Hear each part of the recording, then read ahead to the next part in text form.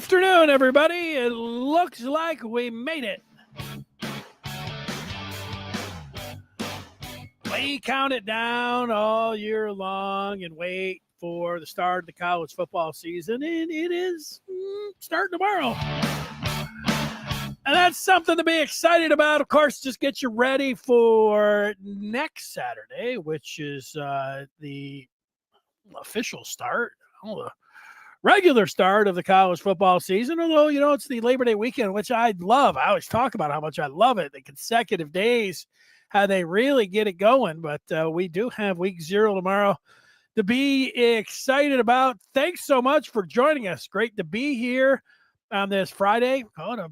Football Friday. The in a habit for a long time now, and it's good to be back. It's good to have games to watch and sink our teeth into. I keep talking about, it makes you laugh a little bit, makes you smile, because you know just how much it's going to be a part of what you do in the fall. And here we are. So that's what's happening. I mean, that's front and center. There's no reason to go around it anywhere else. We do have a nice show here planned for you today. If you like, here's the qualifier. If you like Michigan football, we've got the captains, 6 of them that were named yesterday. I'll give you my thoughts on the 6 captains of the 2025 Michigan football team. I just been talking about week 0.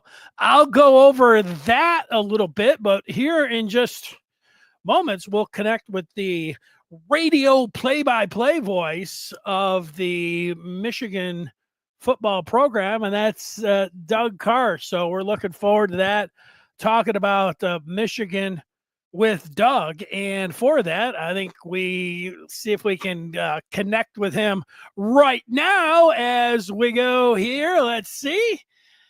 And let's go. Have him, and he's there. We're connecting. Let's see when he hears us. There he is. No one is more excited about the upcoming college football season, with Michigan starting and game week after week 0 this weekend, with game week starting for Michigan on Monday. There he is, Doug Karsch. Doug, how are you? I'm great, Denny. How are you? I'm doing great. Now, did you see the Beats by Bryce this week with the headphones and everything? I did. Did you get a pair? I did not get a pair, and I'm not too worried about it. I don't think Bryce should be concerned with what I need, but it's kind of awesome. I mean, this new world of college football, it's cool that he's taking care of teammates. Last year, Will Johnson got the same deal, and I was down in the building waiting to talk to Sharon prior to a game to tape the pregame show.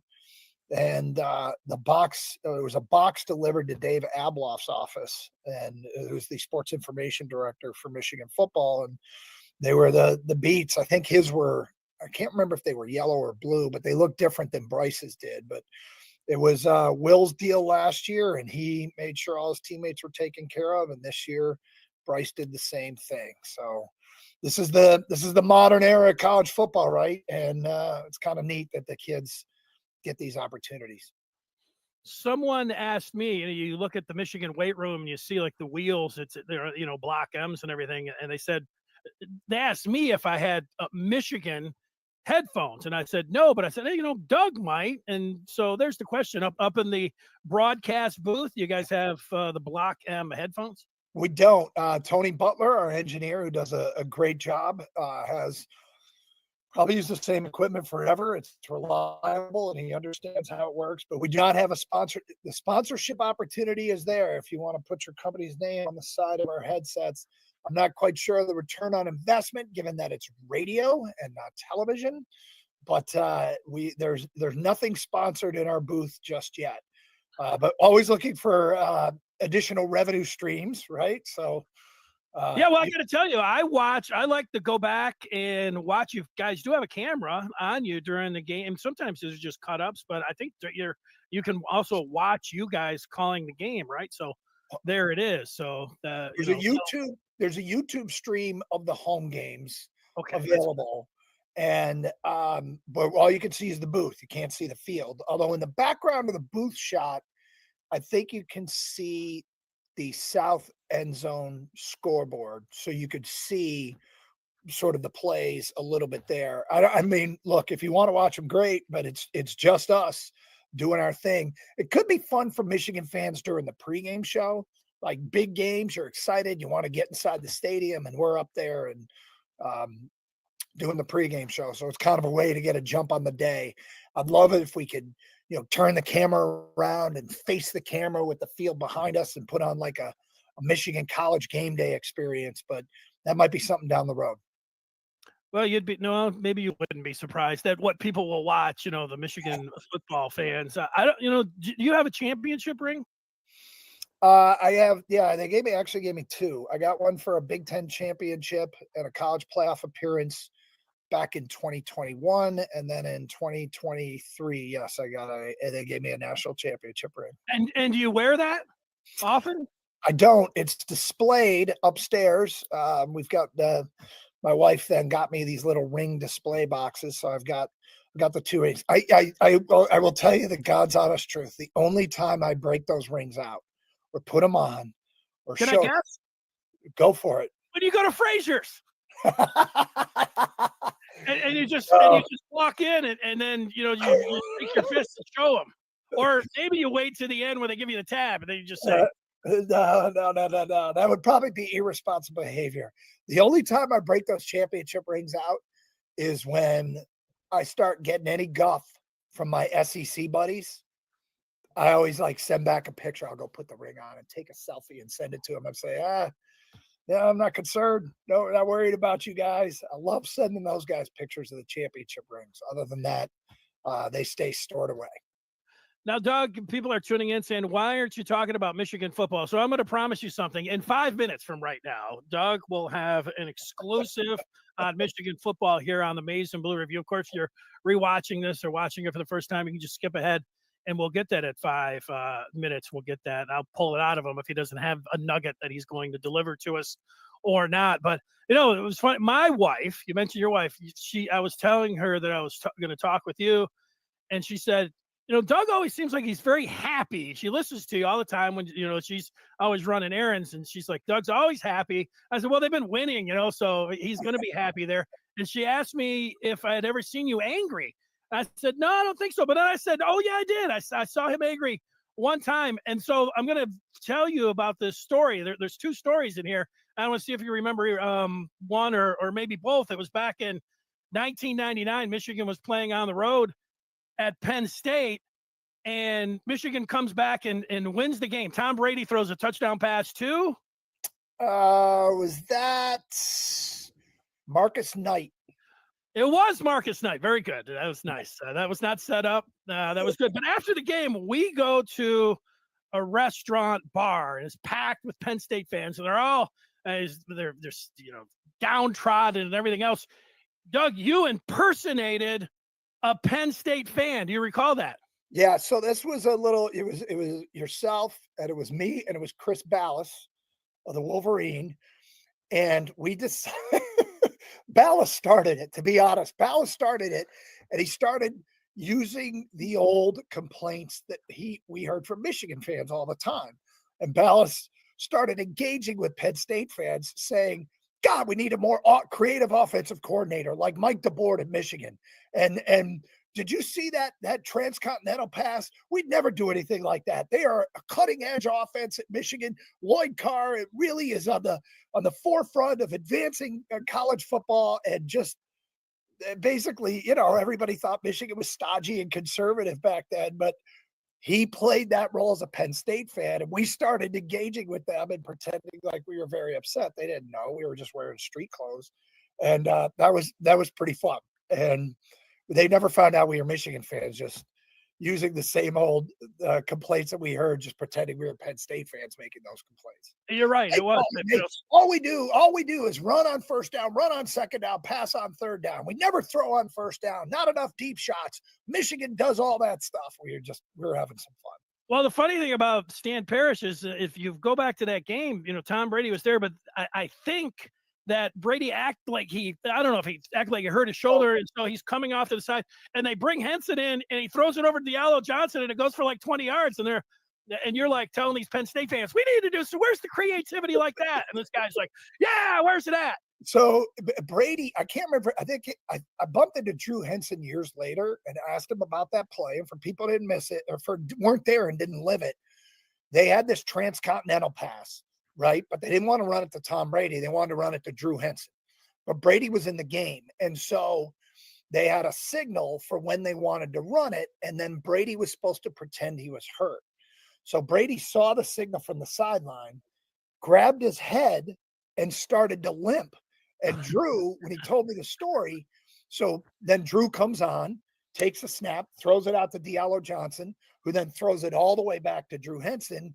I can't remember if he scored. I think he got deep into the red zone. That one play, they faked the injury to bring Drew in to run the play. And then Tom Brady came in and got the ball in the end zone. But Drew made fun of how Tom Brady grabbed his head and started to limp. Like, okay, is your leg hurt or does your head hurt? Like it's one or the other. It's probably not both. So they made fun of little Tommy Brady, as John Jansen likes to call him, back in the day for his ability to act like he's hurt. Well, it worked. And then you got infuriated the one time I saw you because you had to pay the tab for everyone. No, that's not when that's actually not when you got mad. What got mad is that there was a great ticket giveaway that we had from the radio station, and it ends up just going to two guys that were sitting at the bar that happened to not be Michigan fans at all.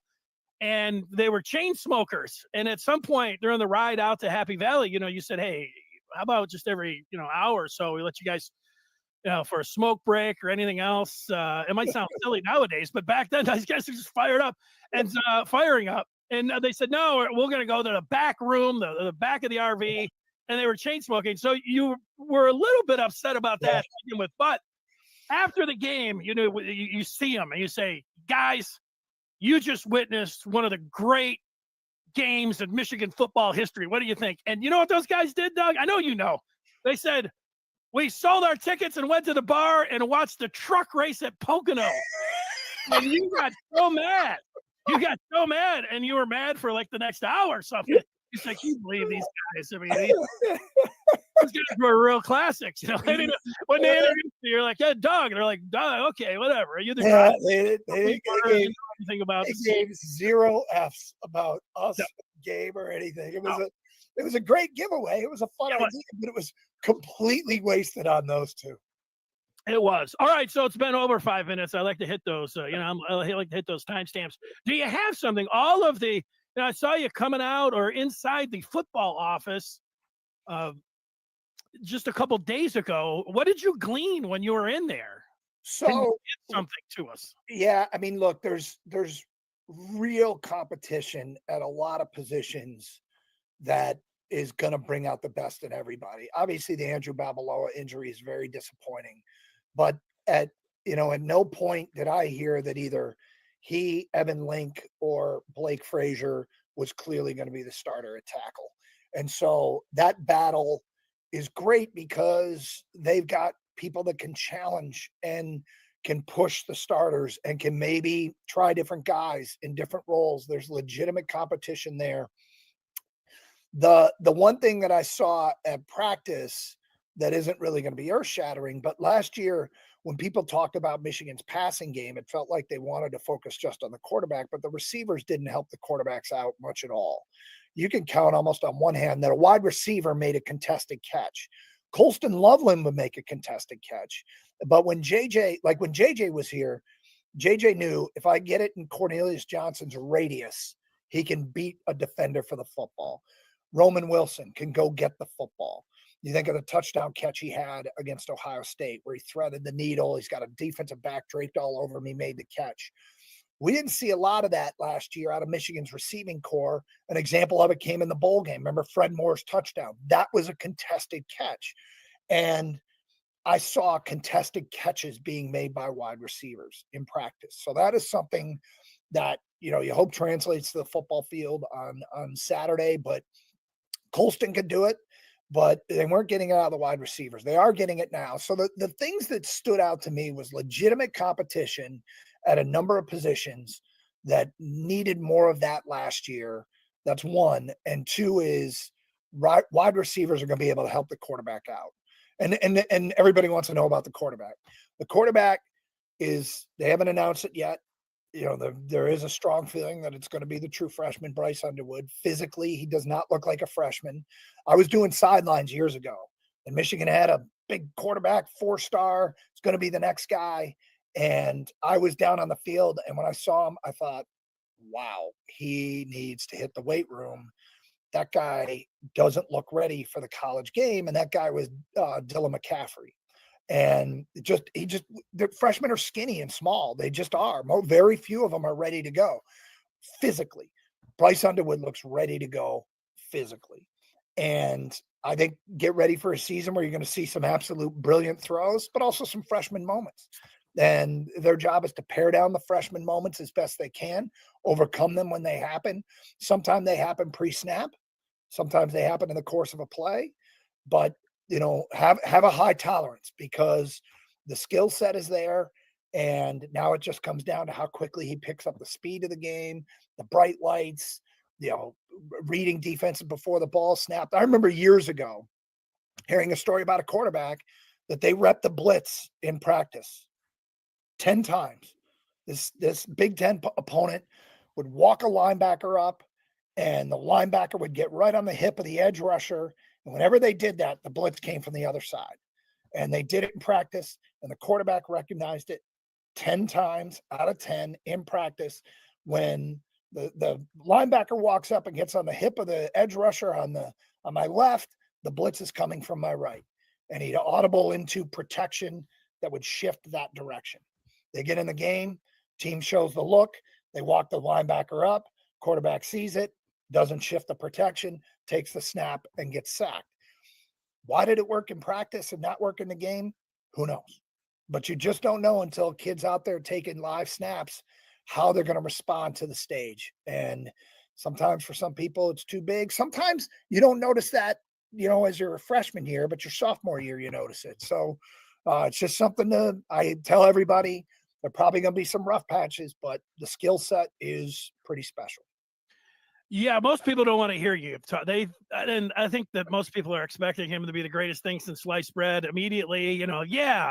At some point maybe. But the good news about that is that if he goes down to Oklahoma and Michigan's able to win that game and he plays relatively well, then the expectations will fly off everything.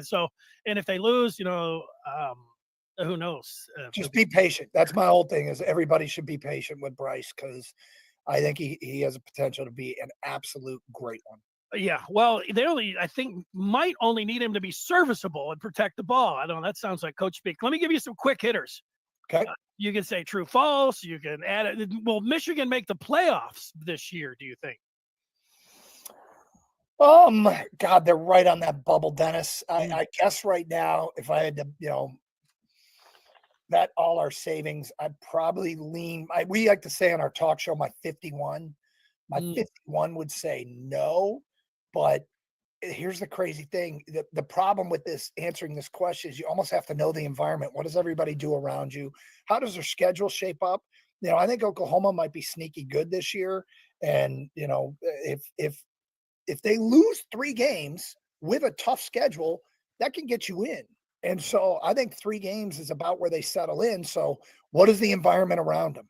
Does some other conference have 4 10-1 teams, or 11-1 teams?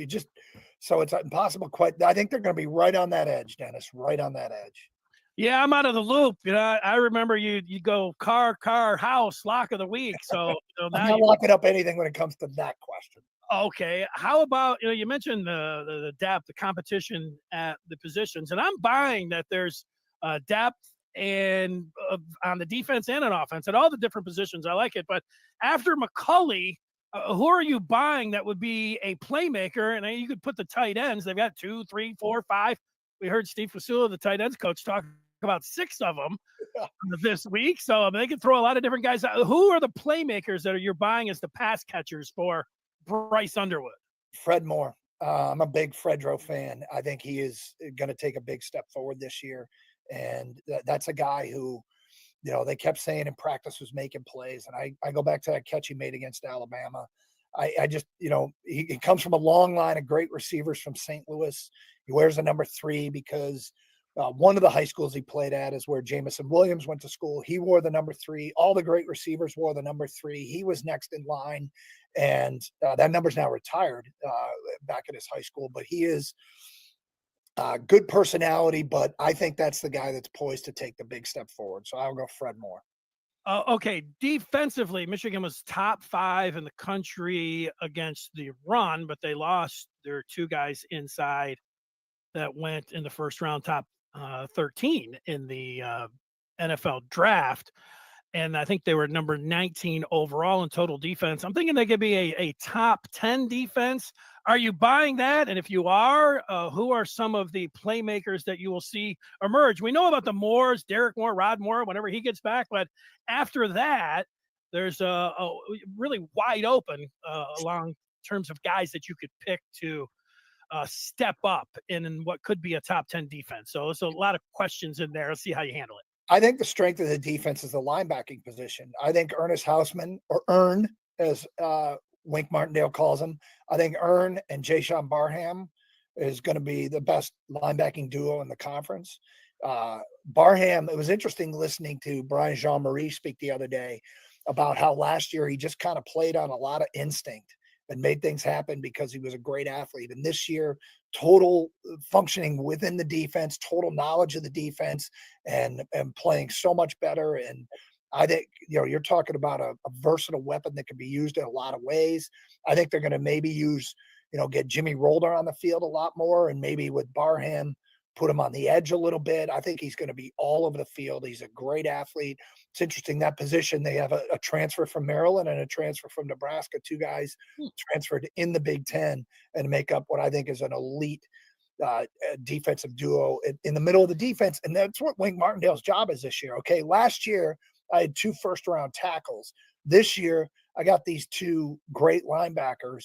So the defense is going to be crafted a little bit different, and they're going to play to that strength. And I would say that those 2 are going to be a problem for opposing offenses. Doug, my final question for you as you go into this season as the play-by-play voice for Michigan football, are you adding any wrinkles? Do you have a call that you're putting in there? Something like, the beautifully conceived, equally well executed, does a Bob Ufer call or something like that? Or are you staying meat and potatoes, staying where you're at, just responding to what the game gives you and whatever comes to your top of your head? Yeah, I think it's got to be organic like that. I've never tried to script anything out. I think it'll be obvious that it's scripted. So we just roll with organic stuff. You know what's great about our broadcast team? First of all, the personalities that we have, the pregame show with Brian and Jack Miller. Jack is really knowledgeable, really good on the air, great dude who just got engaged. Congratulations to Jack. And Jack had a great description of Jason Avant. He said, every Saturday, Jason Avant walks into the booth and greets us all like he hasn't seen us for 10 years. He's always so excited to see everybody. He's an awesome guy. And do you remember how Jason Avant was like so beloved as a player? Like everybody loved Jason Avant and had the greatest nickname ever, Third Down and Avant.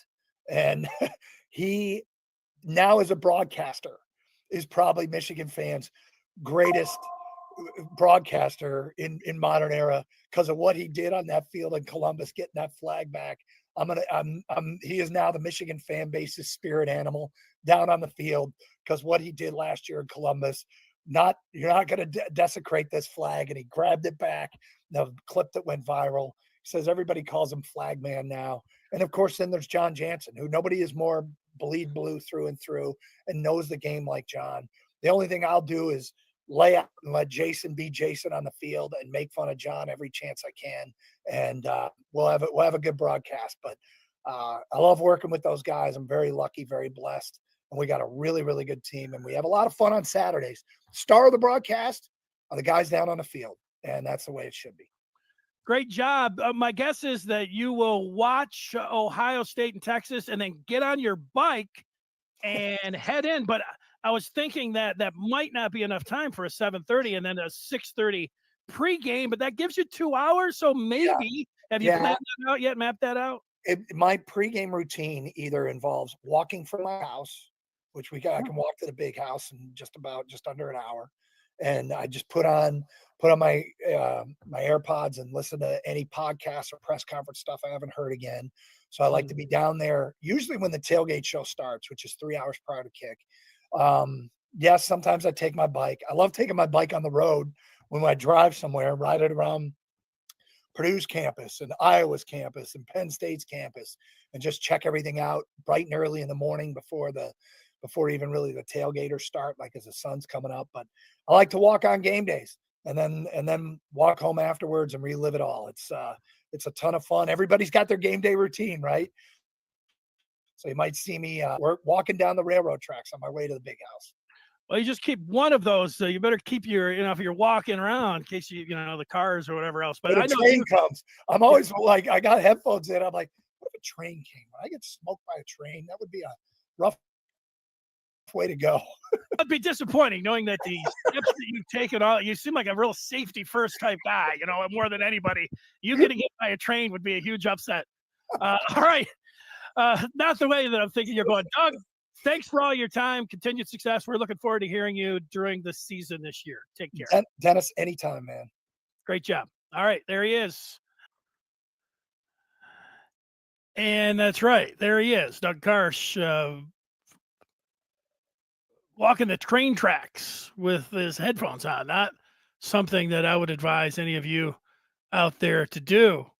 But, I guess he is living life on the edge. We had a few questions in there. I missed a couple of those. Somebody mentioned that the flag should be framed, and that flag from down at Columbus last year is right as you enter the Michigan football office, the Schembechler Hall, Towsley Museum, right there. That flag is positioned right up front. So they have, even though they said that that's not happening anymore, it is there and it is featured. There is no doubt about that. So I don't know, my takeaways there, listening to Doug talk. Will the stage be too big for Bryce Underwood? Show some patience with the true freshman quarterback. Those two things I don't think the stage is going to be too big. I do think that it's going to take a little bit of time before the guy is the best quarterback in the country. Maybe a couple games. It's tough. You got to go on the road and have that experience. Doesn't matter how much music or crowd noise they pump in during practice. You got to go down there and see it and go through it and everything else. Luckily, the team around him will be able to help him when it comes to thinking of that game that will be in Norman in week 2. Heck, we're not even in week 1, but we're, week 2. That's what we're thinking about there. So that was good stuff from Doug. Yesterday, you had the captains revealed, and there was a half dozen of them. I think all great selections. I hope Rod Moore is able to come back sooner than later this year. I don't think we forget how great of a player he was, but he was a playmaker. I mean, right from the start of his career. And, Rod Moore was interesting in that he wasn't the highest rated player coming in. He did not come in for spring.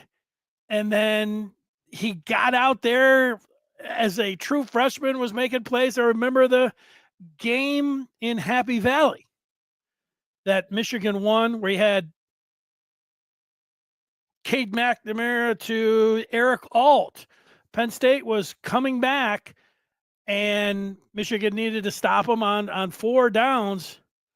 And the fourth one was a pass over to Jahan Dotson, the outstanding wide receiver there for the Nittany Lions, and Rod Moore came up with the big play there. Of course, he was just, he made all kinds of big plays none bigger than the game-sealing interception against Ohio State in the Natty season. I mean, that particular play, we could sit here. Michigan football has been playing almost 150 years, and you could put just that play on a top 10 list. I think that would be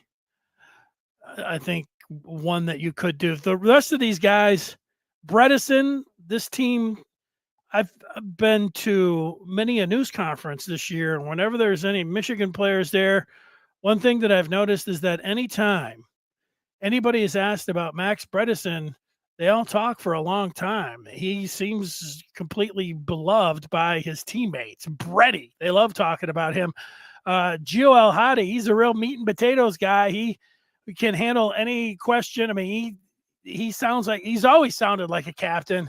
So here he is as a captain. The surprise was, to me anyways, Marlon Klein, the tight end. If you've talked to people that don't really know anything about Michigan football, or, I mean, they're not as close to it as you are, you people that are watching this. I mean, you guys are pretty high IQ Michigan football fans. Klein was called this week the best blocking tight end on the ball, blocking tight end of the country.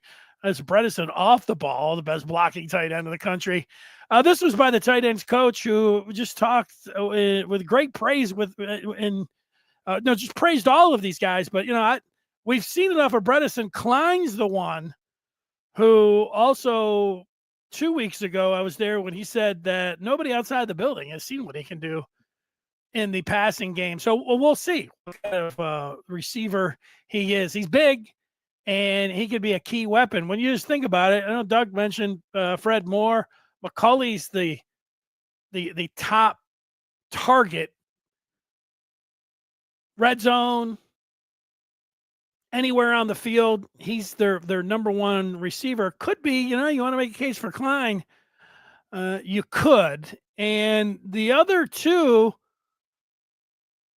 Ernest Hausman, or they call him Ern. He is a fabulous player from Nebraska. Also in this offseason, went over to Uganda, where I have my special cup from, and that's some great stuff there. He's a leader. He's Ernest Hausman seems like he's, I don't know, I'm gonna say 30 years old, because that seems like it's old for a football player. I don't know, wise beyond his years. And then I'm a little bit surprised that Derek Moore was named a captain. Not that he's not worthy of being a captain, just that his personality is one that he's a talker, and he'll give you an honest answer. And sometimes when you're given an honest answer, a lot of times, captain speak or football speak, it's all like, no, we're not looking ahead. We're just, thinking about getting 2%, whatever cliche that you want to use. And that's not Derek Moore. Derek Moore will give you, he's a great quote. He's a good talk, good personality. So sometimes that doesn't always make it at Michigan when you're talking about being a captain. So it's good for me. I'd like to see number 8 out there, and being able to tell it like it is. So that's it. And let's take some feedback before we get to week 0. And so here we are with John saying that Underwood is winning the Heisman this year. That would be, Johnny Football. Johnny Manziel won the Heisman when he was a redshirt freshman, a true freshman. That would be quite a feat. Week 0 is nothing. Next Saturday is our time. Clay, I look at it like this. I'll relate it to food and going to a restaurant. And we're all starving. We really are. In week 0, you sit down. Is it even it's not a great appetizer. It's not like you're getting, some great bread or something in there. It's just a little bit of an appetizer that you're sharing around there. Some of these preseason NFL games, they're like that little like the stale crackers or something that you'll get. You're starving, and sometimes you'll eat those things. You're thinking, "Wow, this is pretty bad," but that's preseason football. Week 0 is a little bit better. They made a little cup of soup. That maybe is not the greatest cup of soup, but you're hungry, so you eat it. But you're right. Next week is the 9-course meal, and you have it all. And the Labor Day weekend, just how it sets up, man. I always talk fondly about it. Looked at the Thursday schedule again. There's 2 Big Ten teams that I think are kicking off both at 9:00. Wisconsin and Nebraska, both who Michigan will see on the road in the first 6 weeks. They're playing at the same time. I would rather have had that staggered, like a 6 and 9, so I could watch it. But having them both at 9 isn't bad. Being able to flip back and forth and check it out. And then, Friday, you get Michigan State on there. And so you check the Spartans out. And if the Spartans were like I don't know, the Spartans like I don't know, a tuna fish sandwich, or I don't know what they would be. Little smell. I don't know. Smells like you got to hold your nose a little bit. Maybe like, I don't know. I'll go with the tuna fish sandwich. Has been in the fridge for a couple days, but you're hungry, so you watch that and have a little fun. And then Saturday is what it's all about. So I'm not gonna disagree with you, Clay. That's it. Beautiful weather. Yeah, I'm going to a Michigan football reunion coming up later on today, a 50th football reunion. So those guys will be all fired up. That's what's happening there. All right. Here's Sam. Let's go. John's saying that, the old tuna fish sandwich from the gas station. I was stuck in Madison this year coming back from Wisconsin, and you go into the shop and they had that tuna fish over there. I didn't do it. I ended up going with, they just had 3 boiled eggs. Hard-boiled eggs, I guess is what they call. But they were peeled. They're just sitting there in the plastic bag. And so I like eggs, and I don't mind, an egg salad sandwich, just egg, just a hard-boiled egg. Who doesn't mind eggs? But it was that being the best thing said about a lot about the selection they had. I was remember a tuna fish sandwich, kind of looking at it like, I don't know. And I'm looking at some of these things in the croissant. It's got lettuce that looks like it's, not the best selection.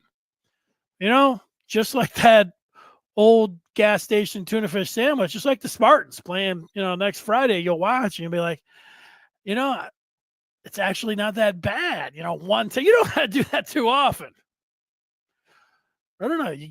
It wouldn't be bad having one of those hot dog rollers at your house, but a lot of times you see those at, 7-Eleven or something. You see like the taquitos or something on there, and you might fire one of those up. Not a good idea, but you do it once in a while, then you're going to be okay. Yeah, this is the thing about Michigan State. They have gone down the tubes, and that's all right. That's going to be fine where they're at. I think it's good that so Pat Fitzgerald, the Northwestern coach, I wouldn't want to see him up in East Lansing, but I don't think that they're gonna they're not gonna can Smith after his second season. That would be somebody that I would not have wanted to see. Fitzgerald might have been someone that I would have wanted to see in the maize and blue if everything, not now I'm talking about, but if it would have lined up, but it's not lining up, and I don't want to see him up in East Lansing, so that's it. Papa says in Madison, always choose the bratwurst. Well, it was just one of those stores. I guess they did have a bar, and maybe they would have had, it was early in the morning coming back. It was a championship Sunday in the NFL. That's what it was. I recalled that because I thought, this is a little bit of a gamble here leaving. Hopefully we don't have a delay, because the day or two before there was an 8-hour delay getting there. So that would never, but they had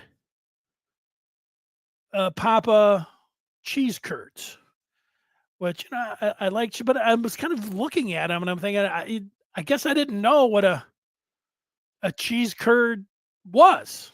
I still don't, because I was kind of looking at it, and I know, Madison, cheese, bratwurst. Actually, I had for breakfast, they were serving up, had all these things. And then as the side, they called it some kind of, I don't know, cheese bratwurst or something like that. And I went with it along with, the rest of the breakfast there. And I thought that was a winner, but the cheese curds in the plastic, it just didn't really do it for me. So that was it. I think Spartans were cursed after stealing that 21 game. I think the 2020 game, did they win one after the pandemic year? Is that the last time the Michigan State win another one after the pandemic? The pandemic one was terrible.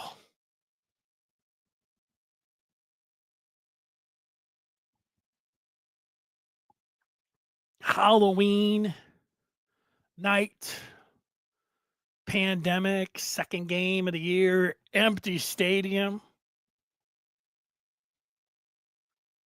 And they call a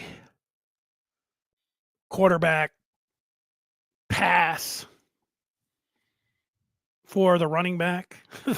And I hated it. I hated I don't mind. People, I think I just hate trick plays altogether. I like trick plays that are, of course, executed, but conceived well. And the one thing that I didn't like, there were a couple things that I didn't like, and Josh Gaddis afterwards, and I saw a couple local people like, well, if everything worked, it was a great call. They just didn't execute it. You can say that about anything. What I didn't like about that is you had the running back. Now, if you're going to run a wildcat, have the running back, give him it was Hassan Haskins, right? They gave the ball to, and instead of him running and then throwing the ball in the wildcat, they had him act like he was going to run up the middle, and then he stopped, and then he tried to throw the ball, between the goalpost to whoever, and it didn't work. And what I didn't like about it, if I would have been at that practice where they were going over this, and you've seen them in the NFL, they've had different guys try that. Tebow used to try that jump pass, which used to work for them. But I would have pointed out to Harbaugh and Gaddis that, guys, it's simple geometry. Or it's simple. Let's go over to the basketball. How many times you hear basketball coaches? You want the angle. You want to be able to get the angle to the big man to get that pass. It's the same thing. And I didn't hear anybody talking about that. And that disappointed me. So that's what I'm talking about. Oh, yeah, I guess they did win another game. Oh, yeah. They did win in 2021. Wow, they won that one too. Oh, that game was a great game. That was a game that was 30-30 with 8 minutes to go. And I can remember tweeting out, no matter what happens, this has been a great game. And then Michigan lost, and I went back and deleted. No, I don't think I went back and deleted it, but I could have. Michigan played a great first half. And Michigan State needed so many things to go well for them in the second half, and they all did. They converted on all these fourth downs. All of the replays, and they got screwed on the Hutchinson overturn for sure. That was a terrible call by the refs. But remember some of those calls, the catch, and maybe those were actually right, but they were so close. And a team like State got 2, 3. Was that all? Was that the K9 game? How many touchdowns did Kenneth Walker score in the house? Ooh, man!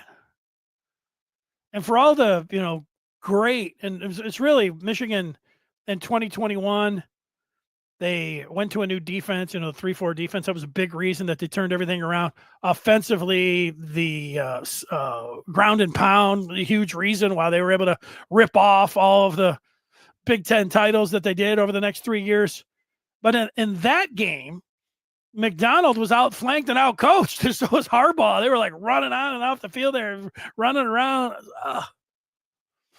Those things would be remembered a lot more if they would have not finished off like they did and gone to the playoffs and everything. You forget about, terrible loss, but then you forgot about it. You had the great win against Penn State, great win against Ohio State. So there it is. Clay never blames the refs, but he did in that game. Yeah, that call was a bad call. You see a million calls, and then that one was terrible. Whew. The AA at wide receiver game. Andrell Anthony, who didn't he have an 80-yard touchdown in the first half? That was sweet. Yeah, things were going well. John pointing out that Khalil Mullings executed the jump pass to perfection in Columbus in 22. He sure did, John. I would have, I don't know if it's funny, but you just say the funny thing about that, but that play was not designed. They had that play with Blake Corum. So they had practiced it all year long, but they had it in mind that Blake Corum was going to do it. And then they went with, if they would have told me, this would have been another one. Maybe they should have me down at practice, but maybe not. Because if they would have had me down at the practice in the game week and it was still in there, and they said, well, we're going to get to a spot in the fourth quarter where it's going to be 4th and 1, and we're going to run the jump pass to Khalil Mullings. And I said, wait a second, Khalil Mullings just moved over as a linebacker. They're going to have a converted linebacker running back throw a blind jump pass in Columbus on a 4th down. I mean, what are you guys talking about? But they did it, and it worked. So it was a great play. I would have been against that one. I didn't like that one. Not at all. That was it. Moose is right. They were holding in that one and all of that. Cut from different cloth, talking trick plays. He wonders how many times they'll have the former quarterback, now wide receiver, McCulley, throw the ball. It's going to happen. I would put the over and under on 1.5. And I feel like I'd take the over. If you watch, I guess you'd go to YouTube maybe and pull up Donovan McCulley highlights when he's at Indiana. He does it. I was talking to, if you just joined us, Doug Karsch, who does the radio for the play-by-play for Michigan football. We were talking about the 99 game where Tom Brady acted like he was hurt. Drew Henson came in, threw the ball to Diallo Johnson. Diallo Johnson threw it over to Drew Henson. He went for 20 yards or something in this great game at Happy Valley. Well, Diallo Johnson was a former quarterback, and so you do it. You definitely are going to do it. It's just a matter of when. let's break it out against Oklahoma. Let's see McCulley get it going, put it in everyone's mind that maybe that he's going to be able to do it. And then you just keep, throwing him out some screens. Everybody's like, whoa, whoa, whoa, watch him. And then next thing you know, he's cutting up and taking it up the field. So I'm going with the over, and I'm predicting that McCulley, well, what the hell? I think he's going to throw a touchdown pass. Should he throw it to Underwood? Let's do it. McCulley to Underwood at Oklahoma, week 2. That's what I'm thinking. Yeah, people, that's part. Maybe that's what Harbaugh would say to all of us when he's here, that people expect. What I was talking about, you got to respect and expect that Donovan Edwards could throw the ball. And you get Khalil Mullings over there, guys. Are they nobody was thinking of Khalil Mullings. The great thing is, if you watch, there's a few different pictures of Mullings doing that. If you watch, he takes the ball. I'm going to try. I want to simulate it. I've got a football here, so I can. He talking about Mullings throwing that.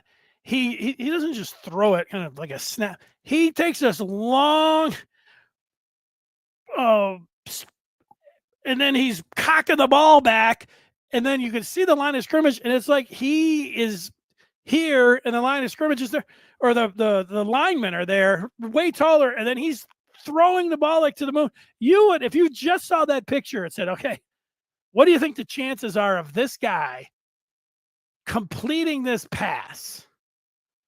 And, you're a Michigan fan, you'd probably say, oh, it's a Michigan Wolverine, probably pretty good. But honestly, it looked like it had no chance. They used Bell on a trick play last year at Ohio State. They usually do have, I think JJ was involved in 2 years in the Natty game, was involved in a trick play. So, yeah. Was Kendrick Bell a high school quarterback? Maybe.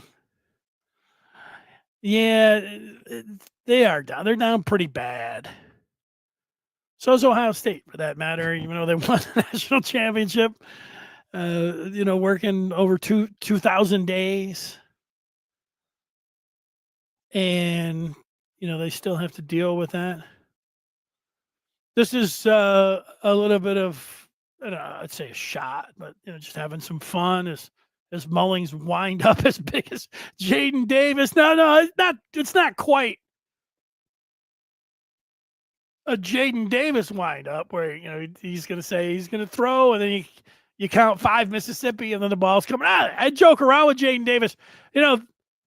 Over on the Maize and Blue Review, Trevor McHugh put the senior editor put a video up of Jaden Davis throwing the ball, and he was saying, the delivery looked pretty long and everything. And I was thinking, yeah, well, it does. What was the point I was going to make? Oh, at the spring game, it didn't look all that great, but then it's one of those deliveries that when you look at it as that we all just look at and you say, that's just not it. It's unorthodox in that, and it's too long. I mentioned Tebow earlier. Tebow had a very long delivery. It was all right for him, but then you just say, I remember seeing Phillip Rivers. I said, that guy's never gonna. That guy, how did he even throw? Kind of like threw the ball there a little. I don't know if it's like Jaden Davis. Jaden Davis a little more longer. But Jaden Davis threw the best pass in the spring game, and it was to Peyton O'Leary. He zipped it down the sideline. Had great. It was awesome pass, it was a big league pass, and then O'Leary dropped it, which, sucked for everyone, but it really sucked for Davis because he didn't have a very good game. He didn't look very good, but then he threw this nice ball of the day, and then it was dropped. So there you go. Like the Avengers. There you go. Back in the day. Yep, that's where it all started. So back in the day in Ann Arbor. Clay, we'll take a few more on the feedback here. He says, nice week. A non-hammer to a highter, Michigan coming. Yeah, that was a great week. After it was going to be a great, if you just take the hammer and just throw it somewhere, and you just get a highter. It was a great week. But then everything that you just had to deal with the hammer part. But then you get into next weekend and you get the great news. It's well said. CFADC. The people want to know, why is that football behind you special? It was from a charity event at Michigan back in, there it is, 2012. But you see, you got Steve Hutchinson, the Hall of Famer. Coach Hoke. Ooh, there's a good one. Heisman Trophy winner on there, Charles Woodson. You got a Greasy, and then Matt Stafford, who I sat at the same table with back in the day, way back then. And what's great about this is that you would think that you would put this ball and put it in glass or whatever else, but I don't take it outside and throw it, but all the signatures look great on it still. So my one problem when it comes to memorabilia, I got a lot of stuff and everything, but I like functional memorabilia like this one. It's a football. I can still take it out, spin it around, and everything else. I wish, if there was one thing about this particular night, that they had a video, they would throw these balls out into the crowd for for charity, right? So for Mott's Children's Hospital, that's what it was for. There it is right there. For Stafford. But if I asked you all out there, what was your best play that you've ever made? Anything in football, whatever, a shot. That night, and I was dressed up. I don't remember what I was wearing. Would I have been wearing a tie? Maybe. Actually, I have a picture of that somewhere. I could go look. But there was a pass, and it was hot. And it was flying in from maybe Stafford. I'm not sure. We'll just go with that. And I decided that I needed to go up and high point it. And I went up and I snagged it and came down with it. And, nobody said a great catch or anything, but myself, I was like, that's the best catch that I've ever had. In traffic, nobody's coming after me trying to knock it out, but it was a great catch. That's what was going on. There you go, True Blue Tom. He does not like this year that there are not 2 home games in a row. What do you think will be... Who do I think will be the head coach in Sharon Moore's absence? Great show. Great to hear from you, Tom. It's been since, was it the 30s, since Michigan has not had 2 home games. So that's, you have to go back a little ways to see that. I think that it's going to be Biff Poggi. They just adjusted the rules in the last year or two. You had to be someone who was like a current coach, not an analyst or anything. But they changed that rule. I don't know, it was 2 years ago, where you can, and it just makes a lot of sense. Poggi was, coach for the last 2 years down at Charlotte.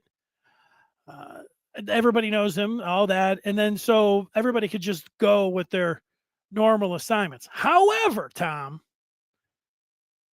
if I was Sharon Moore, I would go to Wink and I would ask Wink if he wanted to be. I would say, look, we're going to have Biff. Everybody can be in their slots and everything else. but I want to Wink. I'm giving you the right of first refusal. And then you see what Wink might want to do it. And then you can say, well, you want to do what's best for the team. And I don't know what's best. So I don't know what's best for the team. It feels like it would be Poggi because you could just slide him in there. Everybody could just do their same stuff. And then you would just have Poggi. But Wink, Wink has a presence to him. And I don't care after the game. Wink would do a better job at any kind of news conference or anything else for the 2 weeks. And since Sharon can't be around, I think he's going to have, like a Harbaugh could come back on the Monday. It's going to have to be all. I don't care about that stuff, even though I think Wink would do a better job. Or, I guess I haven't really heard Poggi, but I know Wink would do a good job. But on the game day, I don't know what would be best. My inclination is to say, don't upset anything, just slide Biff in there and it'll be fine. But I also feel like I would want to ask Wink to see what he would want to do. That's my thought about it.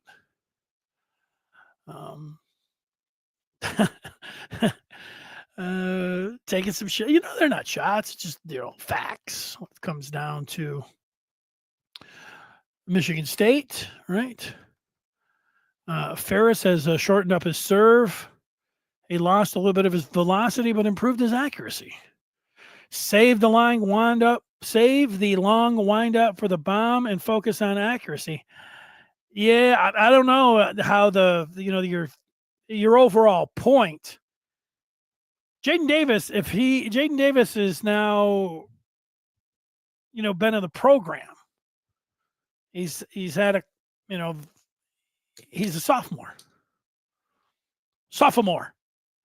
So if he was a true freshman, you would say, hey, well, maybe they would work on it with spring. They've had a long time, so they have decided to just go with it. It would be interesting to hear. And again, I think we all watch players, quarterbacks, and we know what a nice, tight, compact, delivery and all these things look like because we all watch a lot of football. And then when you see somebody that has the long, but how the football comes out, did they try to change it? And he just, they're going to say, the hell with it. Let's just go with it. I didn't like it the first time I saw it. And I haven't liked it since. But, what are you going to do about that? Well, that's it. Maybe they should have me down there. Has anybody been up there? And, you can look at these guys. I was going to say, has anybody suggested it? Yeah, they've had to look into it. It reminds me a little bit of guys that will make the pros in baseball. And somebody will say, well, you should, change up your delivery or change up, the way you hit. And a lot of these guys are thinking, I've made it. I'm like one of the, 0.2% people that have ever, that play baseball. Maybe it's even, smaller than that have made it to the majors. I'm going to continue to believe in myself and do what I want to do when it comes to this. I've made it this far. It could be the same thing with Davis. But then you have people like in baseball who JD Martinez, who adjusted his swing and ended up being a hell of a player. So I don't know what goes into that. That's one of those things that I don't know how much you get the straight answer when you talk to the coach or not. I'm going to say that I hope that we don't ever really have to see Jaden Davis in a game where it's going to matter what kind of delivery that he's making. Because, as I mentioned, he's a sophomore. I want to see Underwood for 3 years, at least, be the starter. And if they want to go to Davis, it's going to be in mop-up time. I don't want to see him at any other point. That's it. Wish him all the best. If he does get in there, of course, but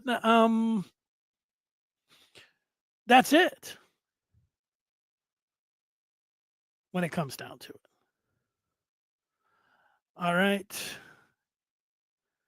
We'll take 3 more. Oh, we get some Matt Patricia talk. OSU hasn't beat Michigan this decade. Matt Patricia was the worst NFL head coach in the history of the galaxy. I don't like Matt Patricia as a head coach, as a people person. He was exposed. Glover Quinn called him out on the carpet. So did Big Play Slay, saying this guy doesn't know how to handle. This guy's no leader. This guy's a fraud. Total fraud. Tried calling people out, acting like a Billy Bat. He's a complete fraud. That doesn't mean, he's going to his DC. Hopefully that continues. And, the pencil man, is a complete failure down in Columbus. But, Rod Marinelli was even worse than Matty Patty. But you see, Rod Marinelli went on and wasn't that bad of a coordinator afterwards. A different kettle of fish when it comes down to it. This is a big deal to Michigan fans. Every time we're talking, if somebody's pointing out that Alex Orji, who I will watch tomorrow at 4:00, UNLV, and that Jason Denego's playing for San Diego State. Michigan fans love that two of their quarterbacks that were on the team last year are starters from elsewhere. I know it's just kind of like for your information, but people love it. They love saying it. They love pointing it out. Any conversation that you have. If I was in and around, I am going down to Ann Arbor here shortly. I feel like maybe I should bring a bag that says anytime someone mentions Denegal or Orji starting week 1, I should get $1. And I'm going to, I'll put a couple in there to start and let's just see. Oh, $1 fine. So I'd have to, maybe not great. Just a thought. Reminder, Jack O and Jacko. I don't know who that is. All right, that's going to do it. Thanks to Doug Karsch for joining us. Thanks to you as well for tuning in. We'll see you over on the Maize and Blue review starting in just a couple minutes. And if you want to continue the excitement, the revelry of the eve of week 0 and the countdown, the kickoff for Michigan's opener and everything, what's Underwood going to do? Will the stage be too big for him? How much patience should we have? All of these different, it's just going on all day and all night over on the Maize and Blue review. So we'll see you over there. Thanks so much. Oh, Jack Sawyer. That's what I thought. That's some calls coming in. And we continue it over there. If not, we'll see you. Have a great weekend. We'll talk with you on Monday. Till then, have a great weekend. Bye.